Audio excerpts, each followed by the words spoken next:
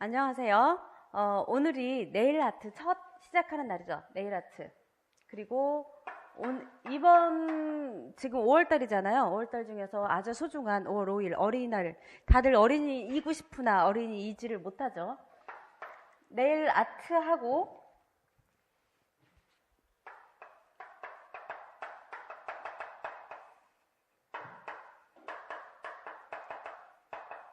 네일 아트 앤 메이크업을 시작하는데 오늘은 네일 아트를 시작을 합니다. 자, 제가 늘 말씀을 드렸지만 우리가 첫 시간이니까 다시 말씀을 드려요. 지금 제가 중요하게 여기는 부분이 뭐라고 그랬냐면 계획이라고 그랬죠. 계획. 이 계획은 무엇을 기본으로 계획이 잡힐까요? 응? 목표가 있기 때문에 그쵸? 목표가 있으니까 그거에 따라서 난 어떻게 계획을 세울 거야 라는 것들에 대해서 한 번씩 우리 점검을 다시 한번 해보도록 하자고요. 우리가 제일 먼저 공부해야 될 것이 뭐냐면 이 교사가 될 거니까 교직론이라고 하는 부분들이 들어갈 수 있는 교육학을 공부하셔야겠죠. 그쵸? 교육학은 지금 우리 선생님들 다들 듣고 계시죠? 다들 듣고 있으니까 이런 점에 대해서 우리 선생님들이 꼭 체크하셔서 안 들으시면 꼭 들어주시기 바랍니다. 자, 그 다음에 우리가 공부하고 있는 미용 교육론이라고 하는 부분이 있어요. 이건 뭐냐면 교육학에서 공부하고 있는 교사학습 방법 있죠.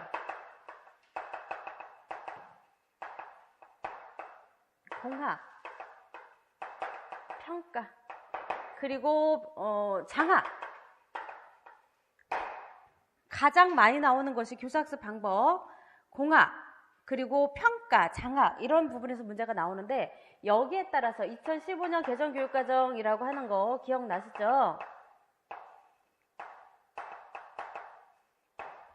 이 부분이 꼭 들어가줘야 한다라고 말씀을 드리고 싶습니다. 그런데 이 부분에 대해서 한 번씩 쭉 살펴보시면 되는 거고 나중에 외우시면 훨씬 더 나을 것 같아요. 왜냐하면 잘 외워도 헷갈리는 부분들이 간혹 있더라는 얘기죠. 자, 그런 다음에 우리가 정말 공부를 이제 전공 과목으로 들어올 거야 라고 한다면 피부, 뭐라고 하냐면 미용, 그쵸?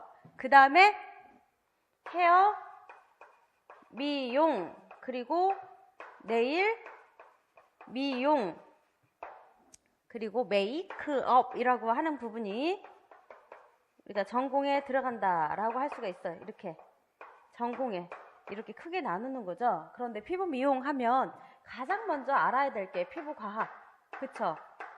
그 다음 뭐 알아야 돼요?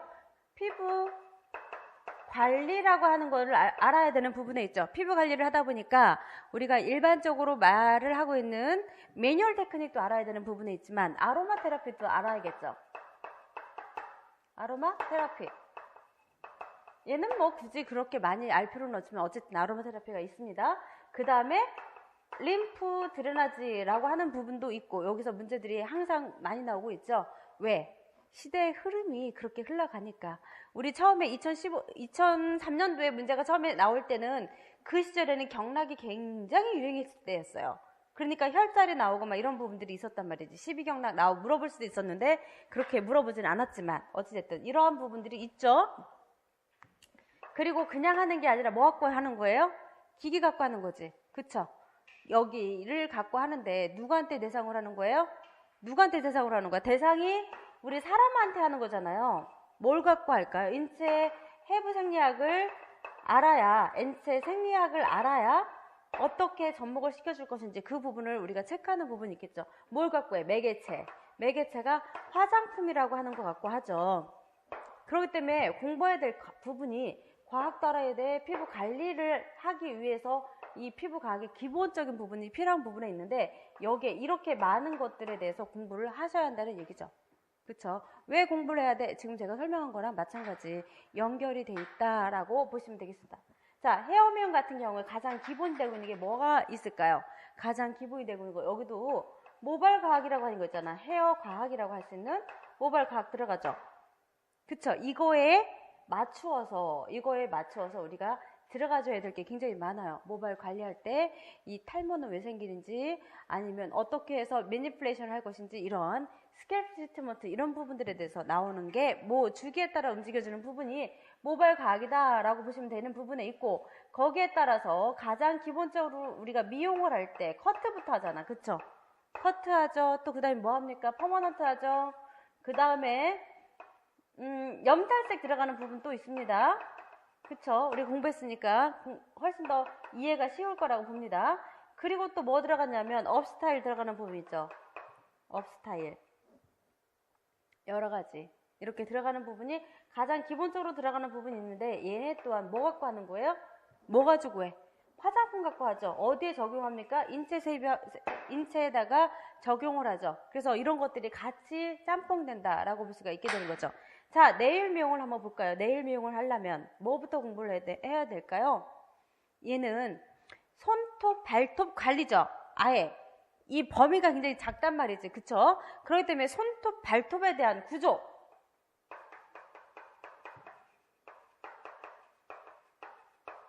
얘가 도대체 어떻게 생겼어? 그쵸? 여기에 따라서 어떠한 디자인으로 할 거야? 디자인. 그러면 얘네들 디자인을 만들 때 어떤 형태로 해줄 거야? 라고 하는 것들이 필요한 부분에 있죠. 그 다음에 또 뭐가 있어요? 구체적으로 들어간다면 기본 네일 아트라고 하는 것이 있죠. 기본으로 얘기할 때 습식 네일 이렇게 되는 게 있어요. 건식 네일 이렇게 되어 있는 애들을 가지고 얘기한단 말이지. 그쵸? 또 뭐 있습니까? 요즘에 유행하는 거. 요즘에 네일샵에 가면 이런 거 자체도 안 해준대요. 뭘 해줘? 젤네일을 굉장히 많이 하죠. 젤네일도 있고 아크릴도 있고 막 여러 가지들이 있습니다. 얘네들에 대해서 조금 보시면 되는 부분에 이 습식 네일에서 평면 네일이라고 하는 부분들이 여러 가지가 있는 부분에 있고, 걔네들이 짬뽕돼서 나올 수 있는 것들도 있잖아요. 그쵸? 그래서 융합 네일도 나올 수 있는 부분이 이 네일 미용에서 배우는 내용들이고, 메이크업이라고 하는 부분들을 보면 얘는 메이크업을 딱 얘기하면 뭘 얘기해요? T, P, O를 얘기하죠. 가장 쉽게 얘기한다면 얘네들을 어떻게 많이 메이크업을 해줄까? 이미지 스케일 또는 얼굴 형태 이런 것들이 있잖아요. 그래서 이런 것들에서 공부해보면 되는 건데, 이 모든 것들을 딱 살펴보니까 역사들이 굉장히 많이 다 있잖아요. 그래서 문제들이 역사에서 빠뜨리지 않고 나오더라. 전체적인 맥락들이 있단 말이에요. 그래서 역사 공부를 하셔야 된다라고 말씀을 드리고 싶습니다. 그래서 이게 동양과 서양이 약간씩 다르단 말이지. 하나는 서양, 어느 하나는 동양 이렇게 나타나시고, 만약에 동양이라면 그 부분에 대해서 여기에 가장 많이 나오는 것이 헤어부터 시작할까요? 헤어, 그 다음에 메이크업 너무 비슷하게 연결이 되잖아요. 그쵸? 그 다음에 피부 이런 형식으로 해서 네일 특징들을 어느 시대일까? 서양 같은 경우를 얘기한다면 이집트부터 얘기를 할 수 있겠죠. 그 다음에 언제? 고대 그리스, 로마 막 이런 형식으로 쭉 나열을 해두시는 거예요.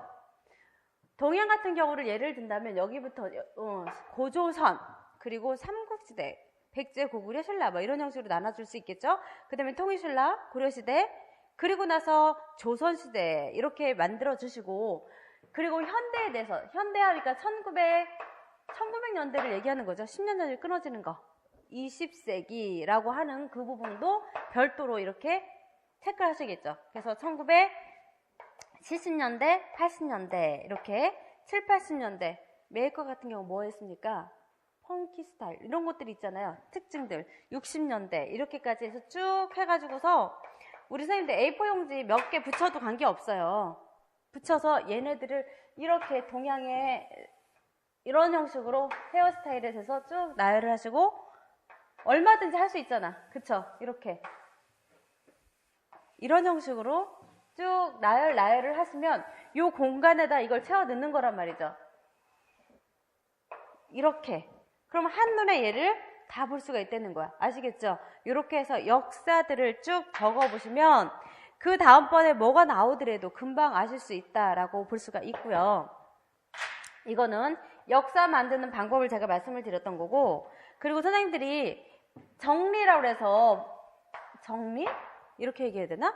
선생님들만의 비법 노트라고 하는 것들을 만드는 경우가 굉장히 많은데, 이 비법 노트를 만들다 보면 정말 너무 힘들어요. 엄청 힘들어. 그럼 어떻게 해야 될까요?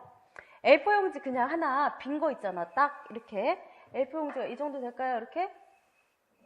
이렇게 되면 빈 거 딱 갖다 놓고 여기에 지금 저렇게 헤어 미용 공부해야 될 게 많잖아. 헤어. 그쵸? 뭐 공부해야 되는지 이렇게 딱 표시를 딱 해놓으세요. 그런 다음에 여기에서 모발 과학이라고 하는 게 있어. 또는 헤어 커트가 여기에 들어가겠죠. 커트. 여기서 헤어를 빼고 그냥 커트라고 적어줘도 관계없겠죠. 그 다음에 다른 A4 용지에 딱 놓고 커트 스타일. 가장 기본이 되는 게 뭐가 있어요? 커트 스타일 5개 있잖아. 우리가 얘기할 수 있는 4개인가요? 4가지. 4가지네, 4가지. 뭐가 있을까? 뭐가? 원넥스 여기 있을 수 있잖아. 그쵸? 원넥스. 그리고 그레듀에이션. 그리고 인크리스 여기다 유니폼 이렇게 같이 쭉 적어주시는 거예요. 커트는 이것 갖고 하는 것인가? 도구가 있을 거예요. 도구. 여기 도구. 그쵸? 도구에 대해서 또다시 이렇게 나올 수가 있는 부분들이 있죠. 얘네들은 어떻게 써야 되는지 여기다가 또다시 쓰는 거예요. 이렇게. 그리고 얘는 여기 보면 도구가 가위도 있을 것이고 레저도 있을 것이고 그리고 클리퍼도 있을 것이고 막 이런 것들을 적어주시는 거예요. 그 다음에 레저. 얘는 꼭 물이 있어야 돼. 물이 필요. 물 필수. 그건 무슨 뜻이에요? 물이 있어야 커트가 잘 된다. 이런 얘기들을 하고 있는 거잖아요. 얘 각도는 몇 도부터 시작을 하냐면 이렇게 모발이 되어 있을 때 커트를 한다고 보면 얘네들 자체는 이렇게 10도부터 시작해서 쭉 몇 도까지 들어가는 것인데 가장 스탠다드가 45도 각도다. 이런 것들도 옆에다가 적어주시면 이런 부분들이 제가 이게 우리가 분필이잖아. 그죠? 볼펜으로 적으면 어때요? 여기 내용 다 들어갈 수 있어요. 그쵸? 이런 형태로 해서 하나하나 적어주시는 거. 유니폼 같은 경우에는 90도 각도야. 그쵸? 여기에다서 이동 디자인이야. 그리고 적어줄 수 있겠죠? 그러다 보니까 전부 다 질감 처리가 있어. 거친 느낌이야. 이런 것들. 액티베이트가 아니라 액티베이트한 느낌이야. 이런 것들을 여기다가 적어주시면 되겠죠? 또 인크리스 레이어. 얘는 전환 레이어링이라고 해. 전대각으로 하면 후대각이 나와. 이런 것들을 하나하나 다 적으시면 이게 뭐예요? 구구절절 쓰는 게 아니라 나만 알 수 있게끔 그냥 적어보는 거예요. 그럼 어떻게 해야 돼? 처음에는 다 잘 안 나와요. 그쵸? 그러면 공부를 몇 번 계속 하면서 얘를 갖다가 추가하면 나중에 어떻게 되는 거야? 처음에는 A4 용지 하나 딱 갖다 놔도 너무 없어요. 쓸 게. 이 큰 거밖에 없어. 근데 쓰다 보니까 어때요? 너무 많이 쓸 수가 있는 거죠. 커트 기법. 여기에 또 기법도 들어갈 수 있겠다. 그쵸? 기법. 커트를 어떻게 잘라야 돼? 블론드 커트를 할 수도 있는 부분도 있고 또 내지는 형태선으로 테이퍼링 줄 수도 있고 윤곽 테이퍼링도 있는 것도 있고 포인팅 줄 수 있는 것도 있고 나칭 줄 수도 있는 부분도 있고 어떤 거에 대해서는 종류가 굉장히 많이 있기 때문에 이런 거에 대해서는 우리가 선생님들이 충분히 갖다가 늘 수가 있다는 얘기예요. 얼마든지. 그렇게 하다 보면 정말 A4 용지가 어느 때는 부족할 수도 있겠다 이런 생각이 들어가니까 그거 찌꺼기 부분 기법은 너무 많아. 그러면 얘만 따로 조그맣게 만들어서 거기다가 붙여놓으면 나중에 또 볼 수 있는 거잖아요. 그쵸? 그런 형태로 공부를 하시라는 얘기예요. 무조건적으로 다 적어야 돼. 그럼 막 꼼꼼하게 적죠. 또 읽어볼까요? 그렇지가 않다는 얘기야. 이걸 보면서 맞아. 이때는 내가 이런 얘기를 해주는 게 맞지. 이런 부분에서 이렇게 됐으니까 내 머리도 어떻게 잘랐지? 라고 얘기를 계속해서 생각하면서 서로가 소통을 하게 되면 금방 이거 만드는데 금방 걸리지 않아요? 오늘 공부한 내용, 어제 같은 경우에 뭘 공부했는지 어제 우리가 공부를 했는데 뭘 공부했을까? 이런 생각이 자꾸 들어가네요. 어쨌든 간에 그런 것들에 대해서 보면 헤어 타투도 했었네요. 그쵸? 헤어 역사에 대해서 우리가 공부했다. 역사. 조선시대. 저기다 딱 적으면 되는 거잖아요. 여기 조선시대. 그쵸? 그런 부분에 있는데 자 헤어스타일의 역사 한번 했었단 말이에요. 언제부터? 고조선부터 시작해가지고서 삼국시대 하니까 백제, 고구려, 신라라고 하는 부분에 있고 그 다음에 통일신라 이렇게 들어가는 부분에 있는데 이 부분에 따라서 이 역사, 헤어 역사 제일 많은 게 어느 시대? 조선시대죠. 조선시대 어떤 머리가 굉장히 대표적인 거야? 아이들 결혼 미혼 때 했던 머리 기억나세요? 종종머리. 그리고 바둑판 머리. 이렇게 들어갔던 것이 기억이 나셔야 되고, 그 다음에 댕기머리. 그리고 또 뭐 있었어요? 배씨, 댕기머리. 이런 거 있잖아요. 그런 것들이 있고, 또 뭐 있어? 낭자, 쌍개라고 하는 부분이 있었단 말이지. 이건 전부 다. 그리고 또 세안개. 이런 것들은 미혼이, 여기 보면 미혼하는 거, 기혼이 하는 거, 이런 거 해줄 수도 있겠죠. 또 궁궐에서 했던 거, 대유미, 거두미, 어유미, 어염족들이 썼던 거, 얹은머리하고, 얘하고, 어유미, 어여머리라고 했던 얘하고 차이점이 뭔지 아세요? 차이점? 비슷해. 그쵸? 얹은머리 비슷합니다. 그렇긴 하지만, 얘는 뭐 했다는 얘기야? 어염족들이, 얘가 있잖아요. 안에 쪽들이 하나 딱 동그랗게 박혀져 있잖아. 어디에? 머리 이렇게 얼굴이 있으면 이 위에 어염쪽들이 하고 그 위에다가 뭘 올렸어? 가채 올렸죠. 이렇게 가채. 이렇게 들어가는 부분에 대해서 생각해보면 얹은머리는 그냥 올려버렸는데 얘는 이게 있구나 라는 것들을 금방 쉽게 이해가 될 수 있다라고 판단하시면 너무 쉽지 않을까 생각합니다. 그래서 하는 방법을 가르쳐드리는 거예요. 제일 먼저 목표가 있으면 그거에 따라서 계획을 잡아야 되는데 우리가 공부해야 할 과목이 무엇이지 알고 있어야 돼요. 뭐 때문에? 나 임용에 꼭 합격을 해야 해. 그렇기 때문에 이 목표가 뭐냐면 그것도 미용 과목이잖아. 우리 과목이 임용 과목의 합격이라는 거를 꼭 체크를 해두시고 그거에 따라서 계획을 잡는 거라. 계획 어떻게? 이 부분에 대해서 지금 5월이죠. 5월, 6월, 7월, 8월, 9월, 10월, 11월까지 공부를 하시는 거를 계획을 잡는 거예요. 그래서 제가 계획서라고 하는 부분들이 어디 있냐면 카페에 가면 있어요. 미용 임용고시라고 하는 카페에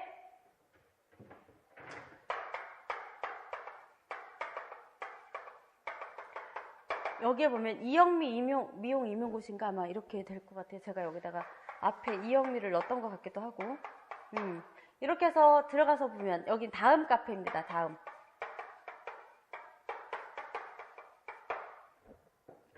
가보시면 일일 계획표라고 하는 게 있어요. 일일 계획표 일 계획표 다운 받으세요. 얘를 딱 다운을 받으셔서 날짜를 딱 수정하시면 돼요. 그거 아래 한글로 작업을 되는 거거든요. 그렇기 때문에 내가 어떻게 공부를 해야겠다라고 5월 달에는 무슨 공부할 거야, 6월 달에는 무슨 공부할 거야 라고 해서 쭉 체크를 하시면서 그러면 한 달 동안 공부해야 될 분량이 나왔잖아. 그러면 그거에 따라서 주대로 잘라버리는 거죠. 한 달이라고 생각하면 주가 며칠이 30일 들어가는 거잖아요. 30일 또는 31일 이렇게 들어가는 부분에 있잖아요. 여기 30, 31, 30일 이렇게 들어있는 부분들에 대해서 이걸 주로 잘라버리고 또 내지는 그냥 날짜별로 이게 100페이지래. 한 과목이 100페이지래. 그러면 나는 30일 동안 공부를 할 거기 때문에 몇 페이지로 공부를 해야지? 생각해보면 3페이지밖에 안 되잖아요. 그쵸? 어려울 건 절대 아니야. 3페이지만 공부할 거면 너무 쉽죠? 3페이지만 공부하면 땡, 3페이지만 공부하면 땡. 이러면 30분씩 공부해도 3페이지 충분히 공부할 수 있잖아요. 그런 부분들처럼 모든 과목들을 30분 내지는 1시간 1시간씩 잘라가지고서 다 계획표를 작성을 하는 거예요. 그러면 오늘은 어디까지만 해야지. 또는 챕터를 딱 넣어놓고 여기 보면 차례라고 하는 것들이 다 있어. 차례. 그쵸? 차례라고 하는 것들을 딱 놓고 보면 내가 이걸 얼마큼 잘라서 공부를 해야겠구나 라는 것이 딱 나오죠. 그러면 지금 내가 잠을 얼마 정도 자줘야 조금 평온한 상태에서 공부를 할 수 있는데 졸립지 않은데 이런 것들은 본인들만 알으세요. 우리 선생님들이 각자들밖에 몰라. 제가 아무리 강조를 해서 되는 게 아니라 선생님들 스스로들이 알기 때문에 스스로가 어떻게 해야 돼? 스스로가 이거에 대해서 나는 잠을 죽어도 몇 시간 자야 돼. 그쵸? 난 죽어도 밥을 1시간 동안 먹어야 돼. 굉장히 느리게 먹어줘야 소화가 되시는 분들도 있어요. 또는 밥을 먹으면서 책을 볼 수도 있죠. 메모해놨던 거 생각하면서 밥 먹으면서 이 마인드맵을 작성하셔도 관계없고 얼마든지 그건 가능한 일이에요. 어쨌든 간에 그렇게 그 많은 시간들을 갖고 본다면 하루가 몇 시간이에요? 하루가 24시간이잖아. 24시간을 1부터 시작해서 쭉 해가지고 거기에 그렇게 나와 있어요. 24까지 나와 있단 말이야. 그러면 1시부터 시작해가지고서는 기본 나는 6시까지는 잘 거야. 12시부터 딱 24시라고 딱 돼 있는 그 시간부터 이때는 죽어도 나는 자야 돼. 꿈나라 갈 거야. 6시까지. 그럼 6시에 기상을 해서 제일 먼저 스트레칭 해주고 난 운동 좀 해줘야지 30분만 할 수 있겠죠.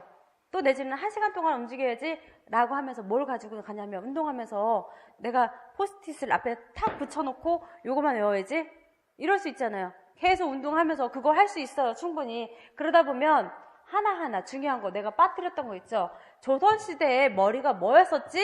라고 생각하는 그런 부분들 있잖아요. 여기서 나타난 부분. 어여머리는 어떤 스타일로 했었지? 얹은머리는 뭐였지? 트레머리는 뭐지? 라고 했던 부분들이 이때 포스트잇에 여기서 붙어 있어야 훨씬 더 쉽게 이해가 된다는 얘기죠. 그렇게 해서 외우시는 거야. 그리고 나서 난 밥을 먹어야 되니까 밥 먹고 나서 금방 공부를 했더니 난 죽을 것 같아. 이런 얘기들을 할 수 있어요. 밥 먹는데 한 30분 투자한다 싶으면 여기서 뭐 30분이 됐든 7시부터 시작해가지고 8시까지 또 내지는 9시까지 짜투리 시간 이동 뭐 아침을 먹고 이동을 한다. 어디로? 학원을 이동을 하든 또 내지는 도서관을 이동을 하든 이동하는 시간이에요. 그러면서 짜투리 시간에 또 포스트잇 한 장 딱 들고 다니면서 그거를 외우시면 되는 부분에 있죠. 잘 외워지지 않았던 부분 또 내지는 혼자 녹음해서 내가 내 목소리 녹음해가지고 들어가면서 다니셔도 충분히 가능한 부분들이 있어요.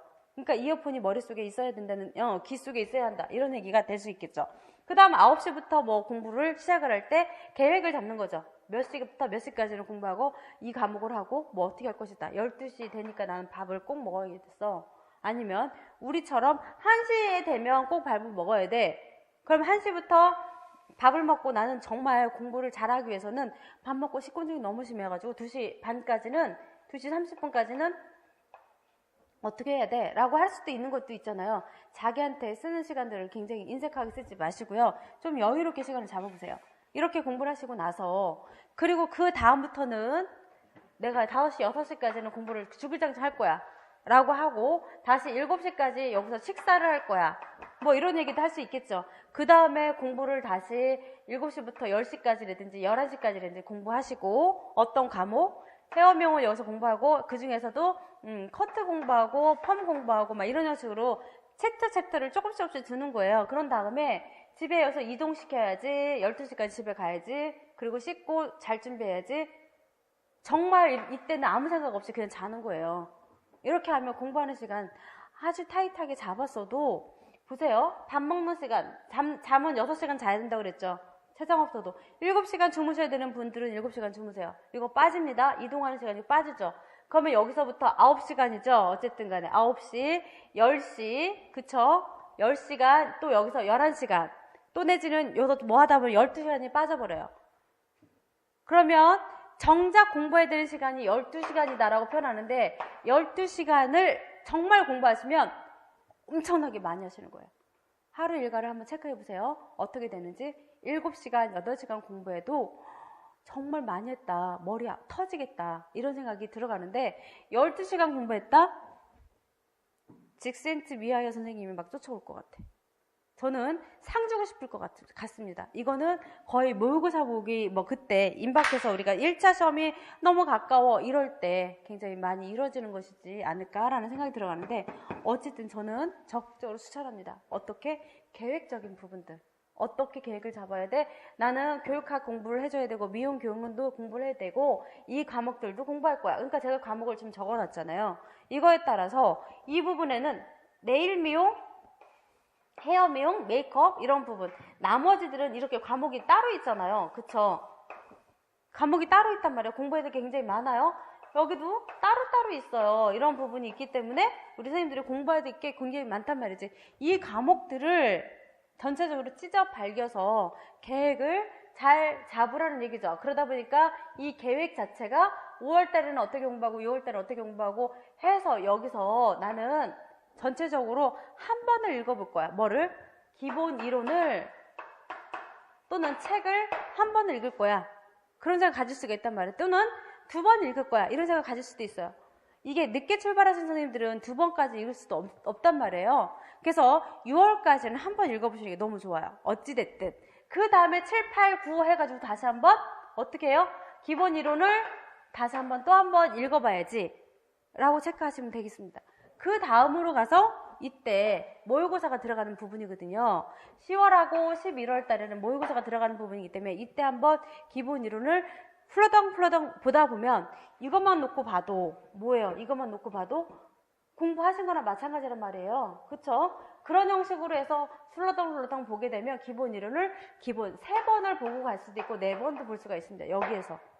금방금방 볼 수 있다는 얘기예요. 그리고 읽다 보면 이건 내가 공부하지 않았던 부분이다 라고 하는 것들이 보인단 말이에요. 그때 가서 보시면 되는 것이지 걱정하지 말고 지금 공부할 때 100% 난 다 가져가야 돼 라고 생각을 하시면 꼭 착오가 발생이 되더라는 얘기죠.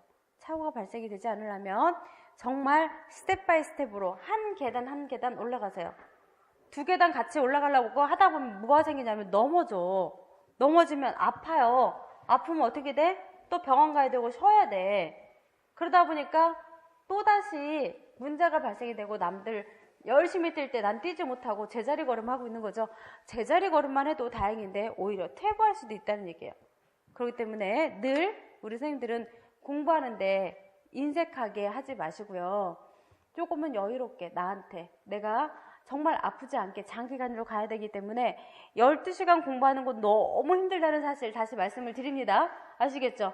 굉장히 힘들어요. 우리가 먹어야죠. 잠도 자야죠. 이러다 보니까 정말 저는 우리 선생님들한테 말씀을 드릴 때 24시간이라는 시간이 나한테 주어진다면 난 10시간만은 다른 생각하지 않고 공부할 거야 라고 한다면 정말 잘하시는 거예요.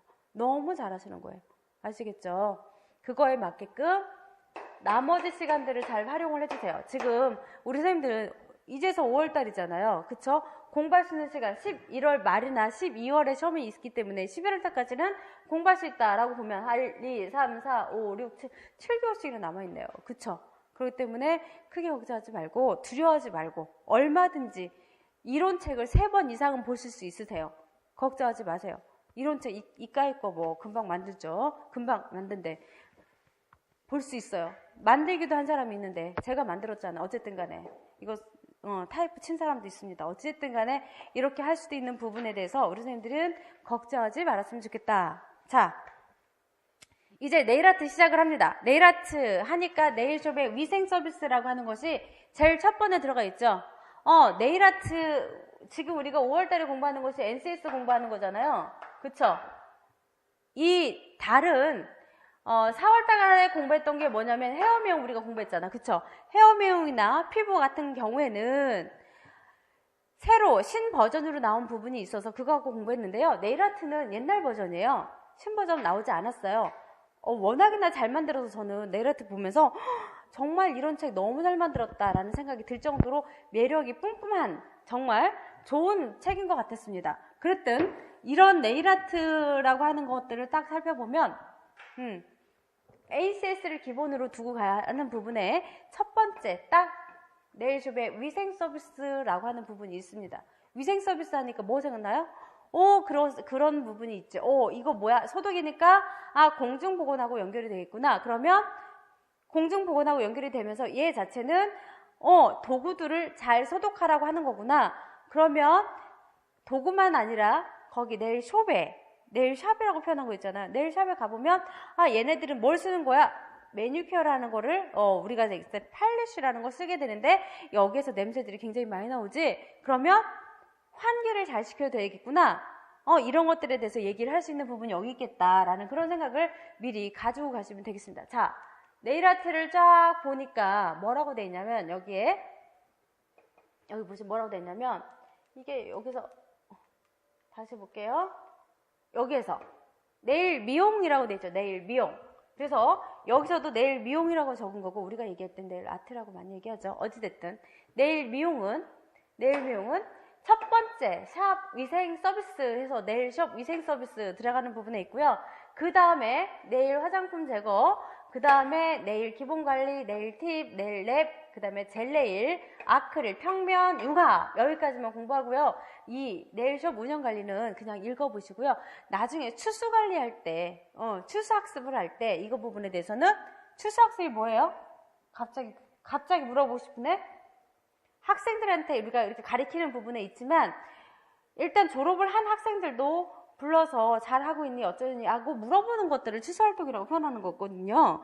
그때 이런 부분에 대해서 네가 운영을 지금 잘하고 있다고 하는데 운영을 하려면 기본적으로 이런 것이 들어가 있어야 된대 라고 얘기를 해준다면 훨씬 더 아이들이 더 좋아하면서 그 선생님을 따라갈 수 있는 부분도 되고요.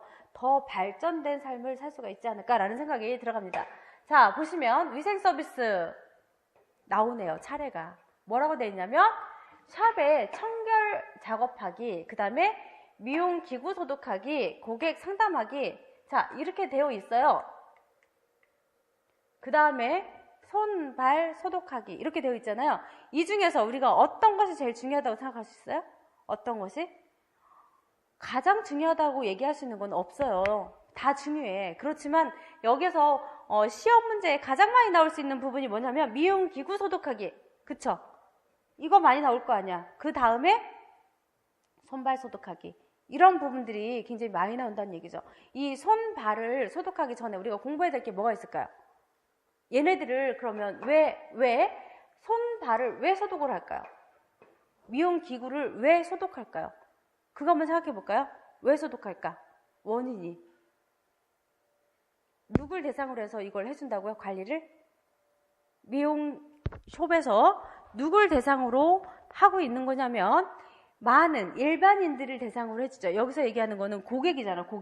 고객을 대상으로 해서 해주는 부분에 있지만 인체에다가 적용을 해주는 부분이 있기 때문에 인체 한 사람 한 사람한테 적용을 해주는데 그냥 우리가 얼굴 자체에다가 막 그냥 마사지 해주는 부분들이 아니고 이런 손톱이라고 하는 그 네일에다가 관리를 해주게 되는 그런 스타일이 있는 거잖아요. 그러다 보니까 뭐부터 해주냐면 이 피부, 우리가 손가락 이렇게 되어 있다면 크게 나타나서 준다면 이 손톱 자체에다가만 해주는 부분이 있지만 그 부분 옆에 있는 살들, 그쵸? 요게 뭐예요? 이게 큐티클 이렇게 얘기할 수 있는 부분에 있겠죠. 요게 여기 반월판 얘기할 수 있는 부분에 있고 여기 보면 손톱이 이렇게 길게 나가서 있는 부분이 있죠. 이 부분을 우리가 프레이치라고 하는 부분들이 있습니다. 이렇게 되어 있는데 손톱이 이렇게만 입으면 너무 좋겠는데 이렇지 않은 경우도 있잖아. 그쵸? 여기에 폭 패여서 이쪽 부분에 살들이 굉장히 많이 있을 수 있죠. 우리가 네일 관리를 할 때 위에 있는 그 루스 스킨이라고 하는 것들이 있어요. 걔는 죽은 살도 있을 것이고 거기다 큐티클이 일어날 경우도 있고 이러다 보니까 이런 부분에 대해서 다 케어가 들어가는 것이 네일 아트다, 네일 미용이다 라고 표현을 한단 말이야. 네일 이 부분에 대해서 여기를 다 관리를 하다 보면 우리가 뭘 쓰냐면 니퍼라고 하는 거를 쓰게 돼 있어요. 그렇게 돼 있고 여기 부분에 루스 스킨을 죽이다 보면 밀어 올려 보려고 하다 보면 여기가 뭐 푸셔라고 하는 기구를 또 쓰게끔 돼 있어요. 그러다 보니까 얘네들이 전부 다 뭐로 되냐면 쇠로 돼 있잖아. 쇠. 그쵸? 쇠로 돼 있는데 얘네들 메탈로 되어 있는 부분들을 가지고 바로 그냥 사람의 손에다가 해주게 되면 세균이 침투가 될 수 있는 확률이 굉장히 높죠. 특히나 네일 케어는 누구한테 해주는 거냐면 그냥 손톱, 발톱 이렇게 들어가는 부분에 있어요. 손, 발톱. 손톱에도 무좀 있는 사람 있어요. 발톱에. 무좀균. 얘도 중요한 부분에 있지만 일단 신발이라고 하죠. 발을 보호해주는 신발. 여기에는 세균이 무지막지하게 많이 살고 있죠. 얘를 그냥 맨손을 잡게 되면 내 손도 균에 전염이 될 수 있는 확률이 높아진단 말이죠. 그렇기 때문에 네일 케어를 받을 때는 특히나 발톱 관리를 받을 때는 꼭 발을 씻고 와줘야 하는 부분, 이거 매너 아닐까라는 생각이 들었는데, 그래서 각탕기,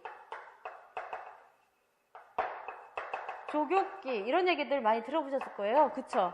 얘네들을 가지고 써주지 않으면 정말 손은 너무 더럽게 움직여질 수 있다. 그러면 정말 더러운 사람, 좀 청결하지 못한, 이걸 뭐라고 표현해야 돼? 불청결한 사람이 와서 관리를 처음 했어요. 이렇게 하고 나서 도구를 이때 그냥 바로 사용을 하고 다시 그냥 일반 사람, 다음 사람, 첫 번째 사람, 두 번째 사람이 왔어. 두 번째 사람은 청결한지 어떤지 몰라. 그렇지만 도구 자체를 여기서 살균 소독이라고 하는 것들을 사용해주고 했을 때랑 그냥 사용을 했을 때랑 굉장히 중요하게 여기더라. 여기에서 전염이 될 수 있어 라고 얘기를 하는데, 이거 갖고 전염이라고 표현하는 게 아니라 제가 바뀐 교육과정에서 뭐라고 표현하냐면 감염 이렇게 얘기한다고 그랬었죠. 감염이 될 수 있어 라고 하는 부분이 되죠. 그렇기 때문에 뭘 해줘야 돼? 여기서 필수적으로 살균과 소독을 꼭 해줘야 한다 라고 얘기할 수 있는 부분이 있겠죠. 그러면 살균하는 방법과 소독하는 방법이 뭐가 있을까? 라고 얘기할 수 있는 거죠. 방법. 도대체 얘를 왜 해줘? 감염병이 걸리기 때문에. 감염병은 도대체 왜 생길까? 더러운 세균들 때문에 그렇죠. 그러면 도대체 이 감염병이 생기기 때, 감염병이 생긴다는 거는 병이 일어났어 라고 표현하는 건데, 감염병을 일으키게 할 수 있는 요인들이 있죠. 감염병 3대 요인이라고 하는 게 있어요. 요인. 이게 뭐가 있을까요? 3대 요인. 뭐 있을까? 병원체, 환경, 숙주. 기억나세요? 이렇게 하는 얘들을 본다면 기술사 자격증 시험에 아주 필수적으로 나오는 애들이에요. 어떤 과목이든. 지금 현재 우리는 이렇게 과목별로 전부 다 자격증이 있잖아요. 이 4가지 과목별로 자격증이 있는 것 중에서 다 공통적으로 물어보는 것이 이 감염병 이 부분에 대해서 공중위생관리라고 하는 거 있죠. 여기서 얘기를 하지 않았네. 그쵸? 공중위생관리라고 하는 이 부분이 너무나도 중요하게 여겨서 피부 미용 첫 파트 할 때도 이 부분이 들어갔던 부분이고요. 헤어 미용할 때도 첫 파트 할 때 어떻게 할 것인지에 대해서 나온 부분이 이런 내용이 다 들어있단 말이야. 네일도 그래서 들어가 있어요. 근데 네일이 사실은 균이 제일 많기 때문에 문제가 훨씬 더 많이 나오는 부분이 공중위생이라고 할 수도 있어요. 그렇기 때문에 관리들을 잘해줘야 한다라고 하는 것이 여기서 포인트가 될 수 있는 거죠. 자, 그러면 이 감염병의 3대 요인이라고 했던 병원체, 환경, 숙주라고 했는데, 이 병원체라고 하는 거, 이게 도대체 뭐야? 얘는 그러니까 병을 일으킬 수 있는 몸, 병을 일으킬 수 있는 아주 본체, 기본, 몸땡이, 이렇게 얘기할 수 있는 거죠. 얘네들은 우리가 많이 알고 있는 거야. 뭐라고 알고 있어요? 첫 번째, 박테리아. 이게 뭐예요? 세균이야 라고 얘기하는 부분이 있죠. 두 번째 뭐가 있습니까? 현미경을 발견하기 전에는 절대 우리가 몰랐어. 바이러스가 있는지. 그쵸? 인플루엔자 막 이렇게 얘기하는 부분이 있고, 그 다음에 리케차 들어보셨죠? 발진티푸스, 찌찌 가무시병 이런 것들을 내서 얘기할 수 있는 부분이 있고, 4번에 원충, 무좀 이렇게 얘기할 수 있는, 무좀이라고 얘기했더라? 원충류 이렇게 얘기하나? 그것까지 모르겠네요. 다시 보고 얘기할게요. 그 다음에 또 하나가 얘기할 수 있는 부분들이,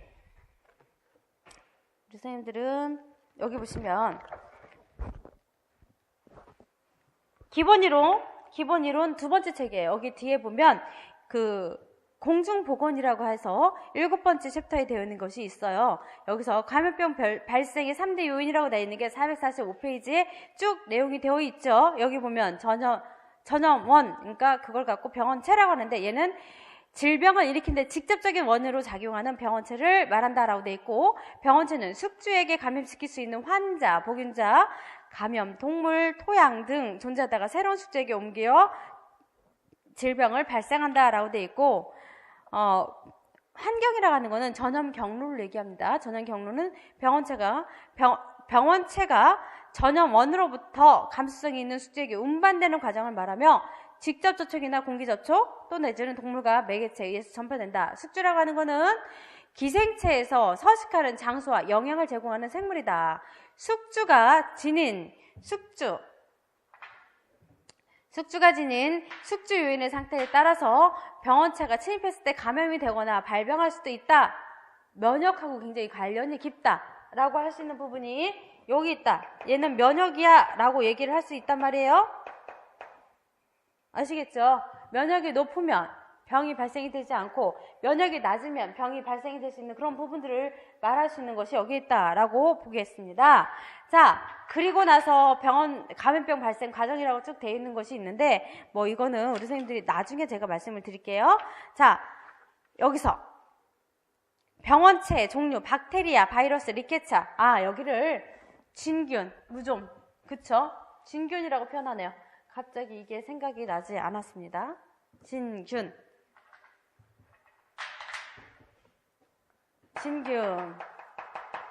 그리고 하나는 원충 이렇게 됩니다. 원충. 자, 그래서 병원체는 종류가 5개로 이루어지는데 이 부분에 대해서 이렇게 우리 선생님들은 꼭 알고 있어야 한다. 이 부분이 너무 중요하다. 자, 리케차라고 하는 거 특징을 한번 살펴볼까요? 특징? 리케차. 이걸 적어줄 줄 아셔야 돼. 단단한 세포벽을 갖고 있어. 그리고 적정한 온도, 습도에서는 급속히 성장을 해. 종류로는 구균도 있고 간균도 있고 나선균들도 여기에 그 박테리아라고 얘기해. 그리고 얘가 발생시키는 병은 장티푸스 결핵이라든지 백이라든지 디프테리아 한세병을 나타낼 수가 있어 라고 하는 거를 꼭 기억을 하고 계셔야 되는 부분에 있고요. 또 바이러스 같은 경우는 병원체 중에서 가장 적으니까 눈으로 볼 수가 없어. 그리고 살아있는 세포에서만 증식을 해. 이걸 기억을 꼭 하고 계셔야 합니다. 그리고 바이러스는 암을 일으키는 유일한 병원체야 라는 거를 꼭 기억을 하셔야 됩니다. 발병으로는 홍역도 일으키고 소아마비도 일으키고 간염도 일으키고 후천성 면역 결핍증 ADAS, 에이즈 그리고 후천성 이하선염이 뭐냐면 볼거리 이쪽에 부어있는 거 있잖아요. 이하선 이빨 밑으로 있는 선염이잖아요. 그렇기 때문에 이하선염이 볼거리 이렇게 얘기하는 부분에 있습니다. 그 다음에 리케차라고 하는 거는 얘 또한 살아있는 세포에서만 증식을 하죠. 자, 살아있는 세포에서만 증식을 하는 것이 뭐냐면 바이러스하고 리케차예요. 그리고 절지동물이 사람의 혈액을 흡입할 때 인체에 침입이 되는 것이 이 리케차죠. 그래서 쥐, 벼룩 또 내지는 이런 것들에 대해서 조심하셔야 된다라고 하는 부분들이 한식이라고 표현하는 부분이 식목일날 이걸 갖고 한식이라고 표현하는데 이때 우린 다 뭐 하냐면 산소에 가서 그 잔디깎기를 이루어지고 있는 것들이 있어요. 그 부분이 있고 또 언제 가서 잔디깎기를 해주냐면 추석 전에 잔디 깎아주죠. 이때 특히나 추석 전에 가다 보면 잔디가 너무 좋아서 그늘이 좋아서 그쪽에 돗자리 깔고 누워서 막 하늘을 보기도 하고 이런 부분이 있잖아요. 그때 바람에 의해서 살살살살살 얘네들이 쥐벼룩 이라든지 이런 애들이 온단 말이야. 그래서 나를 꽉 물어버릴 때 이때 혈액에 의해서 침입이 된다고요. 물어버리면 그때 이 병이 생기는 것이 있는데 얘가 뭐냐면 발진찌푸스, 발진열, 찌찌가무시병 이런 것들이 이때 생긴다는 얘기예요. 이게 문제가 나왔잖아. 그쵸? 2018년도에. 그렇기 때문에 우리 선생님들은 꼭 얘네들이 무엇인지까지 어떤 경로에서 움직여졌는지까지 잘 알고 있어야 한다. 진균은 곰팡이균을 얘기하는데 얘네들은 단세포에서 큰 세포까지 굉장히 종류가 많다는 거예요. 그런데 우리 많이 알고 있는 것들을 살펴본다면 버섯도 사실은 이 진균이에요. 균이에요. 자, 그래서 균을 삽입한다 뭐 이런 얘기들을 들어보셨을 거예요. 자, 얘는 사람한테 해를 주는 것이 있고 유용한 것이 있는데 버섯 같은 경우는 유용하죠. 그런데 다른 것들은 다 해를 많이 준단 말이지. 자, 어떤 사람들은 도장부스럼이라고 하는 것들을 갖고 다니시는 분들이 굉장히 있어요. 이렇게 찍어놓은 것 같아. 그리고 정말 피부가 얼룩달룩하게 변하는 사람들 굉장히 많이 봤거든요. 이런 사람들은 사실은 약 먹으면 되거든. 그런데 약을 먹고 바르고 이렇게 해야 되는데 그때뿐이라는 거죠. 그때뿐만 좋아지는 거. 그래서 무좀도 이 전부 다 근을 다 빼기 위해서는 무좀 애들이 잘 안 빠져 도망가지 않잖아요. 그렇기 때문에 재발이 굉장히 쉬워지고 없애지기가 너무 힘들어 라고 얘기를 할 수 있는 부분이 있죠. 자, 그 다음에 포자를 형성해서 증식 및 번식을 합니다. 그리고 광합성 능력이나 운동성이 없다라고 하는 부분이 이 진균. 얘는 곰팡이 이렇게 생각을 하시면 훨씬 더 쉽게 이해가 되겠죠. 자, 그 다음에 원충이라 하는 거는 단세포예요. 그리고 운동성이 굉장히 운동력이 좋습니다. 그렇기 때문에 우리 뭘 얘기를 해야 되지? 회충? 뭐 이런 것들 뱃속에서 살고 있잖아요. 그쵸? 너무 대단하죠? 그런 애들을 생각해보면 되겠습니다. 그 다음에 중간 숙주에서 많이 전파가 됩니다. 얘네들은 근족 측류 또는 편모측류, 선모측류, 포자측류들이 있는데 이것 때문에 발병이 되는 것은 말라리아, 아메바성 이질, 아프리카 수면병 계속 자는 거 있죠. 이런 것들에 대해서 얘기할 수 있는 부분들이 이 원충에 대한 얘기들이다 라고 하는 것들을 우리 선생님들이 잘 기억을 하고 있으면 충분히 가능한 얘기죠. 자, 병원체가 있고 병원소가 있단 말이야. 그쵸? 병원소. 병원소라고 하는 거는 어떻게 보면 숙주 이렇게 얘기할 수 있는 부분인데 병원소라고 하는 거는 일단은 얘네들이 살 집이라고 생각하면 돼요. 병원체잖아. 병을 일으킬 수 있는 진짜 어떤 놈이야 라고 얘기할 수 있는 부분인데 이 병원소라고 하는 거는 여기에 붙어있는 소, 살 수 있는 집 뭐뭐 있다고 그랬어요? 토양도 있고 그 다음에 인간도 있고 동물도 있고 뭐 굉장히 여러 가지들이 여기에 있는 부분에 있는데 제가 그러면서 그런 얘기를 한번 예전에 했었단 말이지. 저는 뭣도 모르고 병원에 병문안을 갈 때 그 환자가 꽃을 보면 되게 좋을 것 같은 거예요. 꽃을. 그래서 화분을 꽃을 가지고 가면 이렇게 꺾어서 많이 가져가죠. 사실은 꽃다발 만들어 놓고 그러면 얘네들 봐서 너무 좋긴 하는데 금방 시들어버리죠. 생화는. 그러니까 어떻게 해야 돼? 저는 화분에다가 바이올렛이라고 하는 전 바이올렛 꽃이 너무 이쁘더라고요. 제비꽃처럼 이쁜 조그만 꽃인데 그런 부분이 있어서 얘를 들고 갔어요. 갔더니 병실을 가기 위해서 엘리베이터 앞에 딱 섰거든. 여기서 잡아. 그거 못 가지고 갑니다. 왜요? 화분이라 못 가져가요. 이렇게 얘기를 했을 때 그래요? 하고 그냥 아무 생각 없이 졌거든요. 생각해보니까 내가 지금 잘못한 거야. 왜? 병원소 얘기했었죠. 병원체들이 살 수 있는 곳이 어디예요? 여기 토양이라고 했던 곳 기억나시죠? 식물에도 살 수 있어요. 식물에 제가 큰 우리 강아지랑 같이 산책을 막 열심히 하고 있는데 한 달에 한 번씩 프론트 라인이라고 하는 거를 꼭 발라줘요. 뒤에다가 뒷목에다가. 왜? 진드기가 옮을까봐. 진드기 어디 살아요? 이런 데 살잖아. 그쵸? 그러니까 진드기한테 물리면 뭐가 되는 거야? 찌찌가마시병처럼 굉장히 살이 부풀어 오르고 그거에 대해서 균이 침투가 돼가지고서는 정말 죽게 되는 그런 케이스들을 많이 봤죠. 노약자들, 면역이 굉장히 약한 사람들 정말 문제돼서 죽어가는 것들을 텔레비전을 통해서 많이 봤단 말이죠. 뭐 뉴스를 통해서 많이 그런 것들을 볼 수가 있다. 그렇기 때문에 가다가 차단당했어요. 못 가. 그래요? 하고 뺏겼어요. 그럼 집에 올 때 그걸 찾아가지고 오면 되잖아. 그쵸? 못 찾아가졌어요. 그냥 뺏겨버리면 끝인 줄 알았어. 어쨌든 무지했던 적이 있단 말이에요. 이렇게 되는 것들이 그래서 병문안 갈 때 그냥 가세요. 음료수 사가도 되고 음료수 저기 사기 좀 그러면 그냥 가셔도 돼요. 그냥 가서 얼굴만 비춰주고 가도 되지. 저는 그래서 뺏겼던 적이 몇 번 있어요. 어느 때는 안 뺏기고 어느 때는 뺏기기도 하고 뭐 이랬던 부분인데 사실은 제가 그 병문안을 갔던 데가 안병동이었거든. 안병동은 거의 정말 면역체계 이런 부분이 굉장히 없으니까 조심해서 해줘야 되는데 제가 잘못했죠. 이런 부분이 있습니다. 그렇기 때문에 정말 중요한 부분이다 라고 할 수가 있습니다. 자, 그래서 446페이지 보면 병원소라고 되어 있어요.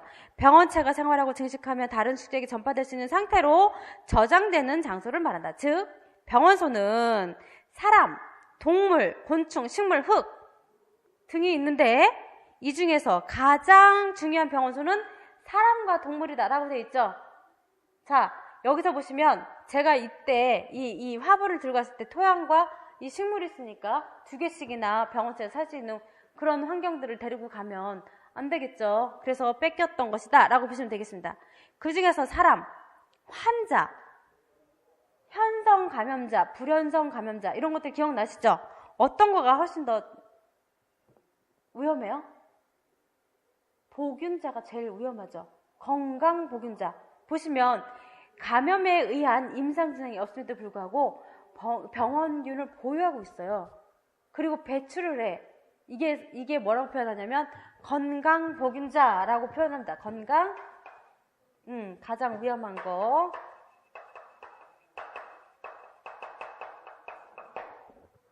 너무 위험한 상태란 말이죠. 그렇기 때문에 이 상태에 있을 때 우리가 그 다른 병원체가 나올 수 있기 때문에 조심하셔야 한다라고 할 수가 있는 부분이 있겠죠. 자, 그러면 지금 제가 이런 부분을 얘기했잖아요. 병원체가 사는 부분이 병원소라고 표현했어요. 그쵸? 그러면 감염병을 일으키는 단계가 있어. 감염병을 일으킬 수 있는 단계. 뭐가 있을까요? 일단 병원체가 있어야 될 거 아니에요. 그쵸? 두 번째, 뭐가 되는 거예요? 병원소로부터 얘가 어떻게 된다는 거야? 첫 번째, 병원체가 있어야 되고 병원소가 있어야 되는 부분에 있어요. 두 번째, 병원체가 얘가 병원소로부터 탈출을 해야 되겠죠. 그쵸?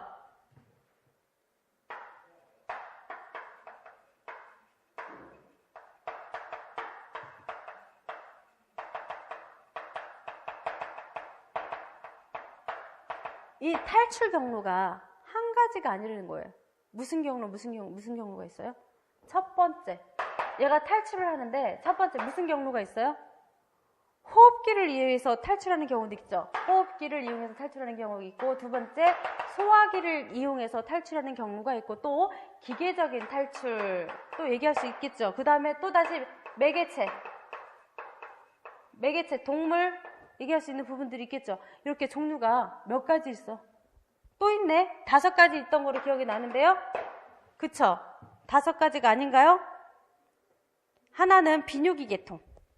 그러네. 비뇨기 계통을 이용해서 탈출. 이렇게 얘기할 수 있는 부분이 여기 탈출이라고 되어 있잖아요. 그래서 요 탈출이라는 것들을 생각해 봤을 때 얘네들에 대한 얘기들을 하고 있어요. 호흡기. 쉽게 얘기했을 때 기침하는 거. 그쵸? 기침하는 거. 또 내지는 예전에 메리스라고 하는 중동호흡기 감염병 이런 얘기가 있었단 말이에요. 중증 이런 형식으로 들어갔던 부분이 있을 때 얘네들은 같은 공간에 있으면 죄다 뭐 했어요? 분리시켰잖아. 그쵸? 그리고 소화기 뭐 생각할 수 있어요? 같이 밥을 다 먹었는데 전부 다 설사해. 이런 것들 얘기 들어보셨을 거야. 뭐 때문에? 급식 때문에 생기는 경우가 굉장히 많잖아요. 얘네들은 소화기 계통을 이용해서 움직이는 부분에 있고, 기계적으로 그 주사기 이런 것들 얘기할 수 있는 부분에 있고, 또는 매개체, 쥐벼룩 이런 것들을 얘기할 수 있는 부분에 있고, 비뇨기 이 부분은 우리 다들 성인이니까 그쵸?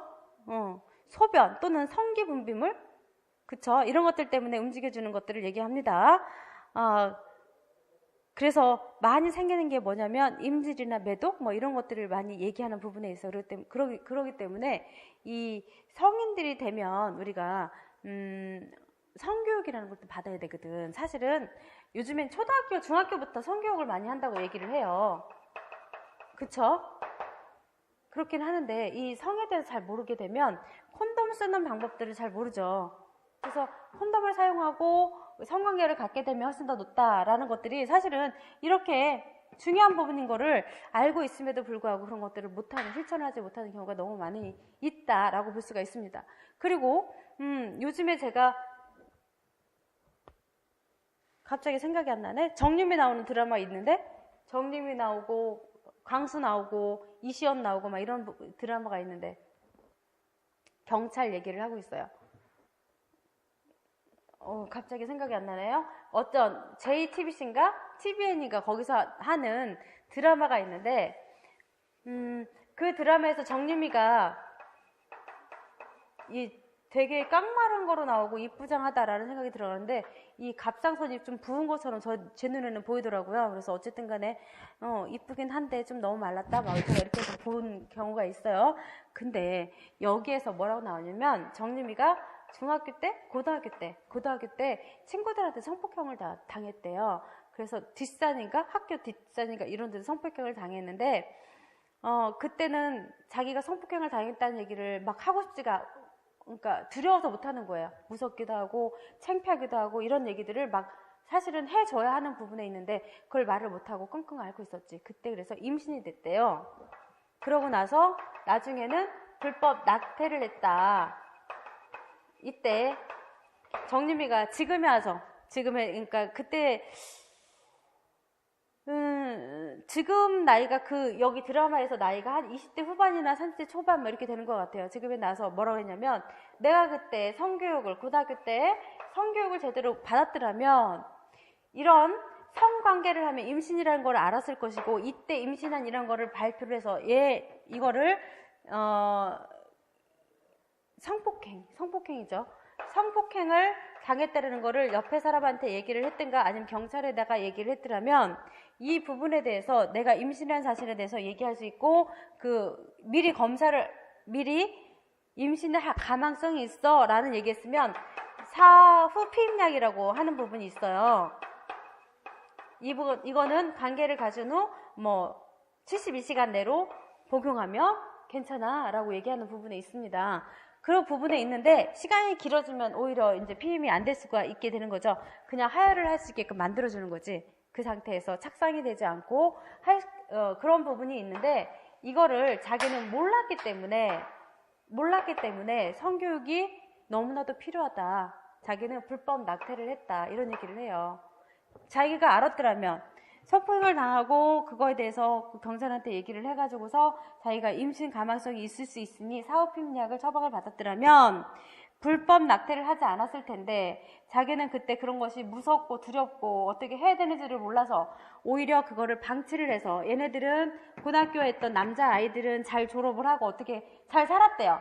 그렇게 됐는데 정유미는 너무 고민이 되고 너무 스트레스 받고 그때가 악몽이었고 임신까지 해서 너무 힘들었는데 불법 낙태까지 했으니 얘가 스트레스가 얼마나 많고 그거에 대한 트라우마가 얼마나 심했을까요?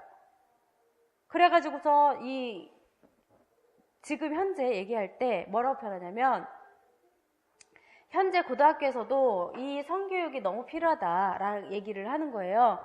근데 그게 있더라고. 월권이라고 하는 게 부분이 있어요. 정유미가 경찰이라고 하는 그런 거에 파출소에서 근무를 하고 있는 거거든요. 근데 파출소에서 근무하는 거는 어떠한 부분이 있으니까 뭘 조심하십시오 라고만 얘기해주면 되는 부분에 있잖아요. 이 성교육은 누가 해주는 거냐면 교육청에서 해줘야 되는 부분이 있어. 이해되시죠?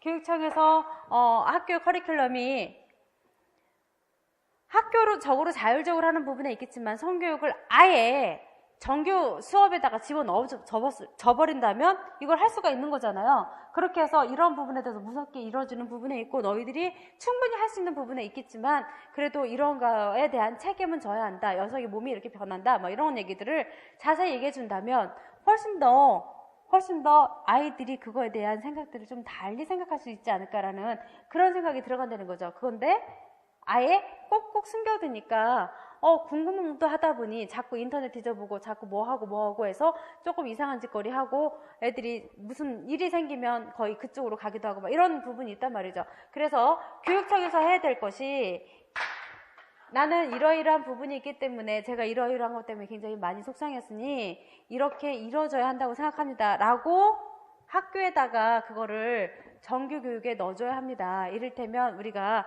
해줘야 될 부분이 시수라고 하는 부분을 기억을 하실 거예요. 이 헤어명이 3학점이라고 표현을 한다면 얘는 그 성교육이라고 하는 거는 1학점이 됐든 2학점이 됐든 그거를 포함을 시켜서 해줘야 되지 않겠느냐라는 것들을 교육청에 자꾸 문의를 한다는 거지. 이해가 되시죠? 그거에 자기 건의를 드린다는 얘기예요. 이렇게 해서 교육청에서 학교로 이렇게 해줘 라고 한다면 그게 맞는 것이고 정유미가 이때는 경찰이야. 경찰이 학교에다가 니네 이러이러한 성교육 해야 돼 라고 하면 월권이란 얘기예요. 이해가 되시죠? 참 신기한 부분에 있어요. 그래서 어떻게 보면 다이렉트로 이런 부분에 대해서 다이렉트로 얘기하면 훨씬 더 나은 거 아니야? 라는 생각이 저는 들었었는데 그게 아니라 경찰이 해야 될 일이 있고 학생이 해야 할 일이 있고 교육청에서 해야 할 일이 있고 선생이 해야 할 일이 있다는 얘기예요. 그 상황에서. 그러면서 정유미가 학교장한테 이런 거를 해줘야 됩니다. 학부모들한테 아이들한테 이렇게 교육하셔야 돼요 라고 얘기했을 때 그 부분이 뭐 우리 애들이 그렇다는 거야 막 이러면서 흥분을 했거든요. 엄마들은 애들이 공부만 해야 되는 입장에서 어쩌고 이런 얘기를 하고 있는데 사실 고등학교를 가보면 체육시간 뭐 이런 것들 없애졌잖아요. 공부하라고 하잖아요. 나가서 뛰어야 되는 액팅하는 거를 해줘야지 스트레스가 해소가 되고 그럴 텐데 매일 앉아서 공부만 하고 있으니까 그 스트레스가 그대로 앉혀지게 되고 그 스트레스를 다른 거로 풀게 되고 폭력적으로 변하기도 하고 여러 가지들이 있는데 너무 그게 조금 화가 났다는 얘기죠. 어쨌든 간에 그래서 정유미는 그게 이렇게 해야 해. 고등학교 선생님 때 얘기했던 거고 또는 학부모들한테 얘기했던 거고 그분보다는 학부모들은 그거 네가 할 얘기야? 너는 어떻게 그따위로 얘기하면서 잘못했다고 빌어 막 이런 얘기가 나오는 것도 있고 여러 가지들 사람 살아가는 그 환경이 이름이 제목 생각났어요. 라이브예요. 굉장히 끔찍한 그런 드라마이긴 한데 실제 우리 현재에서 일어나고 있는 일들을 실감 있게 많이 표현을 해줘요. 그래서 경찰이 저렇게 힘들구나라는 거를 제가 새삼스럽게 많이 알았는데 어쨌든 이 성교육이라고 하는 것 때문에 제가 지금 이렇게 강조를 하면서 정유미 얘기를 했었죠. 이 라이브에서 정유미가 맡은 역할이 그렇다는 얘기예요. 그렇기 때문에 정말 조금 안쓰럽지만 우리가 그 성관계를 가져라 갖지 말라 이런 얘기를 이제는 못해. 이제는 그렇지만 책임을 져야 하는 부분이 있으니 콘돔을 써라. 외국에선 콘돔도 나눠주고 막 이런다면서요. 그 소리 듣는 순간에 뭐 우리 학생들한테 일부러 성에 관련돼서 너무 많이 노출시켜주는 거야 막 이러면서 부모들이 많이 따지고 있었던 그런 부분들이 생각이 났다는 얘기죠. 그런데 어쨌든 이렇게 병원체가 병원서로부터 탈출을 할 때 비뇨기계에 의해서 탈출이 되는 거 있더라. 매도 너무 무섭죠. 성병 이런 것들. 얘네들 그렇기 때문에 콘돔을 사용했었으면 그런 것들이 없었을 거 아니냐라는 생각이 들어가서 거대하게 말을 했네요. 그쵸? 어쨌든 이런 것들에 대해서 얘기를 해보시면 훨씬 더 쉬운 부분에 있는데 447페이지 보면 호흡기 계통을 탈출하는 경로는 기도 분비물, 그 다음에 공기, 매개, 비말,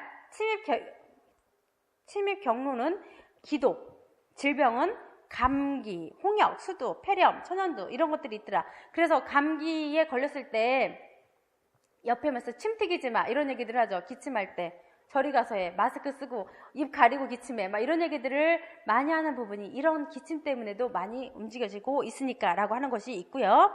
소화기 계통 같은 경우는 분변이고 음식물, 손, 입, 소화기 계통을 통해서 들어오게 되는 거예요. 그래서 장티푸스라든지 소아마비라든지 이런 것들은 소화기 계통이다.